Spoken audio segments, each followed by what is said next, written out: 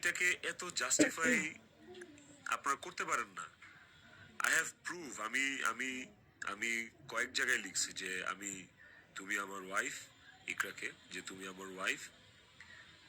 তো আমি আমার লাইফে ওয়াইফ একটাই, and it is you, and আমি তোমাকে ডিভোর্স দিব না, আমি তোমার সাথে সংসার করতে চাই। কয়েকবার এই কথা আমার কনভারসেশনে লেখা আছে, আপনারা দেখবেন।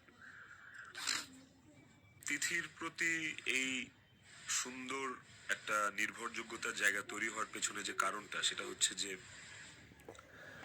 চারপাশে এত এত ভুল মানুষ দেখছি, চারপাশে এত এত কি বলে এটাকে, দুধের মাছি আমি পাইছি এই বিগত বছরগুলোতে।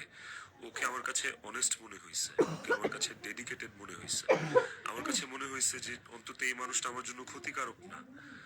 তো যখন আপনি আপনার সারাউন্ডিংসে এরকম একটা মানুষ পাবেন যে মানুষটা আপনার জন্য ক্ষতিকারক না, ডেডিকেটেড, এবং এবং যার সাথে আপনার মেন্টালিটি ম্যাচ করে, ওই মানুষটা সাথে আপনার ভালো বন্ডিং হওয়াটা খুব স্বাভাবিক।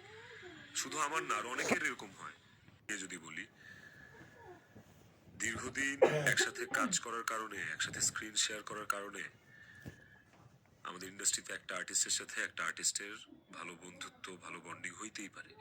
তিথির সাথেও আমার খুবই ভালো একটা বন্ডিং ক্রিয়েট হয়েছিল, এবং একটা নির্ভরশীলতার জায়গা আমাদের মধ্যে ছিল। তার মানে এই না যে আমি ইকরাকে ডিভোর্স দিয়ে তিথিকে বিয়ে করব। এই কথা না আমি কোনোদিন ইকরাকে বলছি, না তিথি কোনোদিন আমাকে এই কথা বলছে। সো এইটাকে এত জাস্টিফাই আপনারা করতে পারেন না। আই হ্যাভ প্রুভ, আমি আমি আমি কয়েক জায়গায় লিখছি যে তুমি আমার ওয়াইফ, ইকরাকে, যে তুমি আমার ওয়াইফ।